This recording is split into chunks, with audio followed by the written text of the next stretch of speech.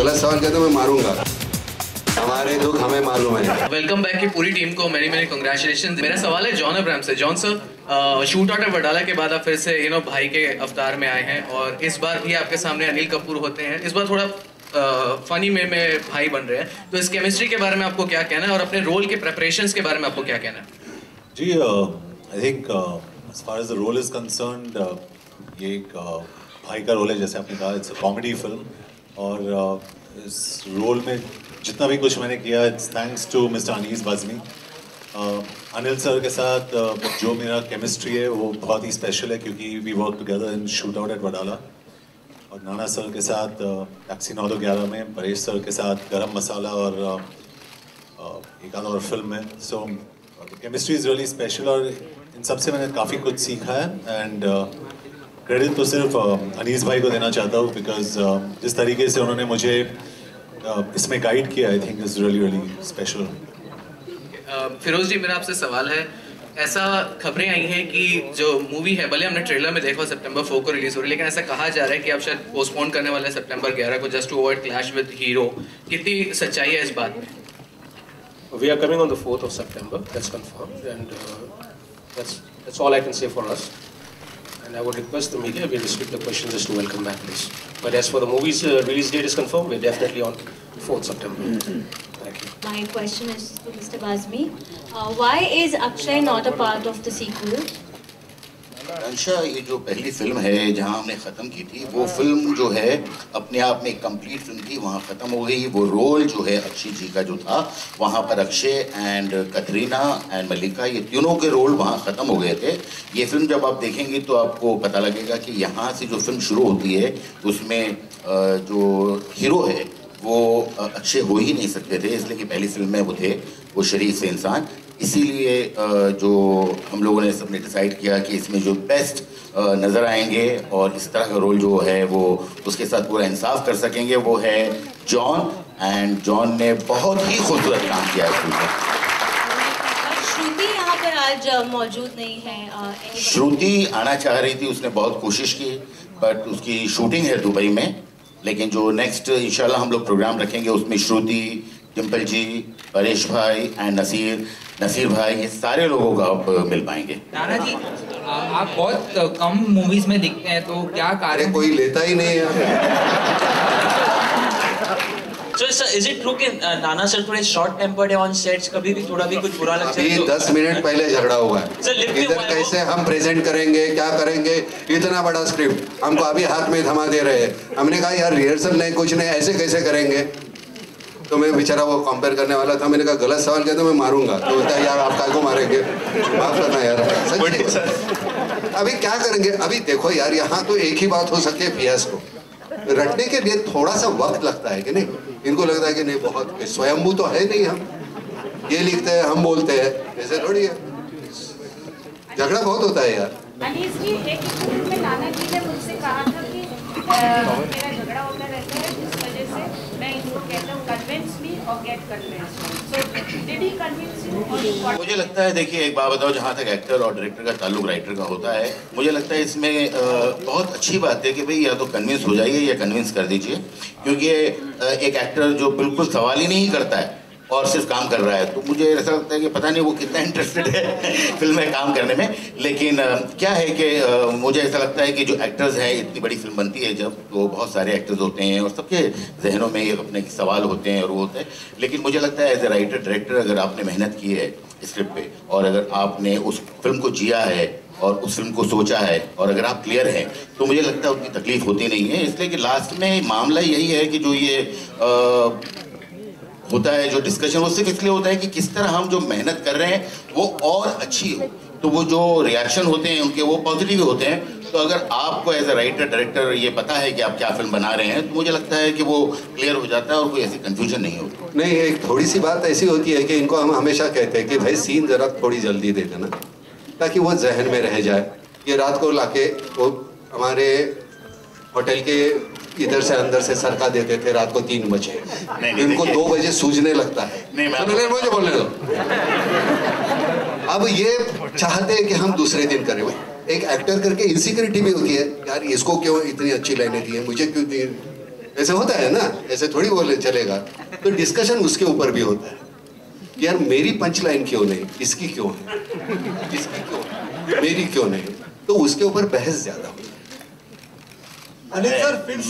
मैंने नाना जी को बताया भी था। क्या है कि स्क्रिप्ट जो है वो लिखी होती है, सीन्स लिखे होते हैं, बट मुझे लगता है कि एक जो सिर्फ डायरेक्टर होता है वो एक बाइंड स्क्रिप्ट को जो है वो एक चीज़ मानकर वो शूट कर सकता है। लेकिन जब एक राइटर आप होते हैं तो आपके साथ एक एडवांटेज भी होता है, डिसएडवांटेज भी ये होता है कि आपको जब सुबह शूट करना है तो रात को बहुत सारी चीज़ें समझ में आनी शुरू होती है, और अच्छा खासा जो लिखा हुआ सीन है जिसको लोगों ने सुना है और बहुत वाह वाह किया है, वही रात को ऐसा लगता है कि नहीं इसमें भी बहुत कमियां हैं। तो वो एक दुश्वारी है। ये एडवांटेज आपका है, डिसएडवांटेज हमारा है।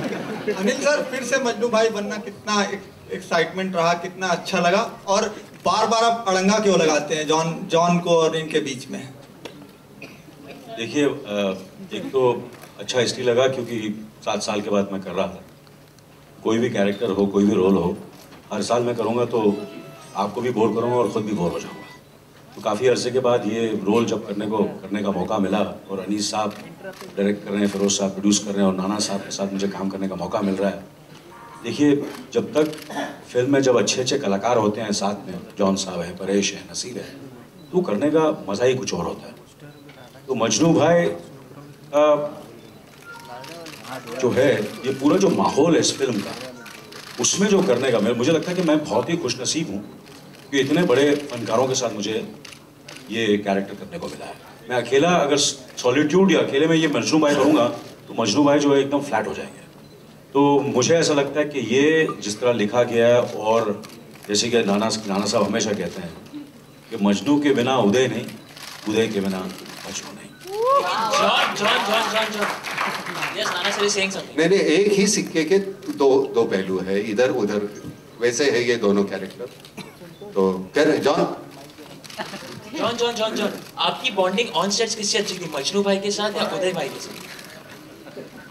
दोनों के साथ, तीनों के साथ। घुंघरू भी थे वहाँ पे। I think the bonding was fabulous. जो एनर्जी था सेट पे, एटलीस्ट मैं कह सकता हूँ अपने एक्सपीरियंस के साथ कि it was absolutely positive, fantastic. Anil ji, Naseer Sahab का जो कैरेक्टर है वांटेड भाई, क्या ये रिप्लेसमेंट है आरडीएक्स कैरेक्टर जो वेलकम में फिरोज खान साहब ने किया था? फिरोज खान साहब को नो वन कैन रिप्लेस, ऐसे मत बोलो। मैंने वो भी पहले कहा। फिरोज खान साहब, वो खान साहब बच्चों के जैसा हमें ट्रीट करते थे, लेकिन ये कैरेक्टर अगर खान साहब होते तो शायद खान साहब ही करते, मतलब मैं कह देता हूँ। लेकिन नसीर उतने ही कैलिबर का, उतना ही ग्रेट, और उसकी वजह से नसीर इस फिल्म में है, लेकिन खान साहब की रिप्लेसमेंट नहीं। Ankita, my question is for you. Not only is this your first film, but you are with so many stalwarts in branded franchise. Why did you select this as your first film? How confident or how scared were you? जो मेरा first scene था वही नाना जी और अनिल जी के साथ था, तो मैंने देखा और मैंने कहा अच्छा अभी क्या करूँ, कुछ समझ में नहीं आ रहा था, और स्क्रिप्ट भी थोड़ा लंबा था।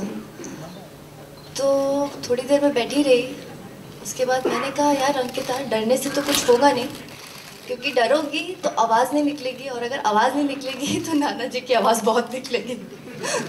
तो इससे बेटर है कि डर छोड़ो और जो भी है बस कर दो बिंदास।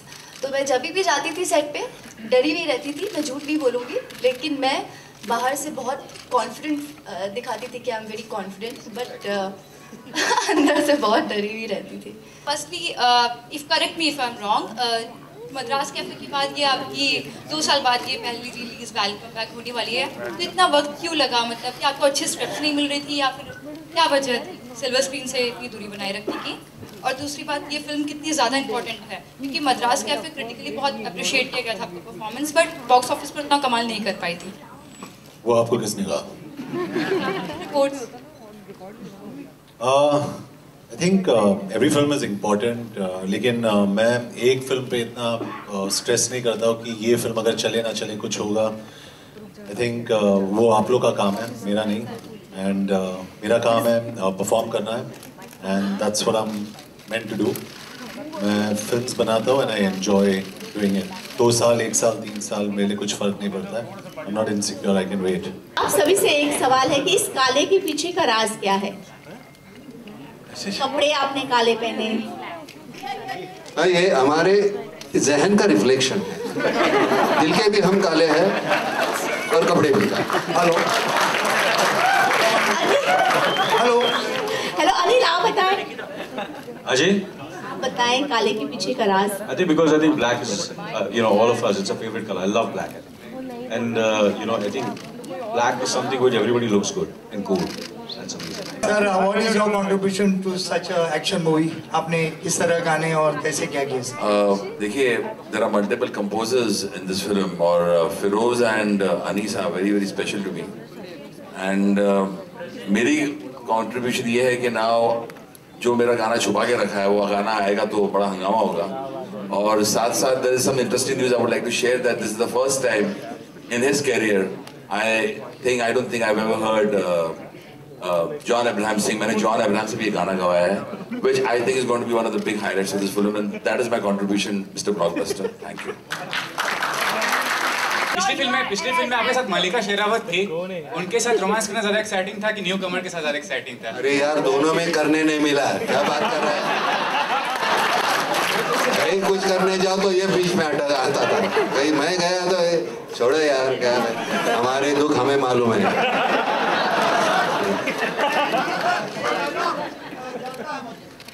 हाँ, तारा जलता है, बिल्कुल। चलो वहाँ मिलते हैं। Thank you so much.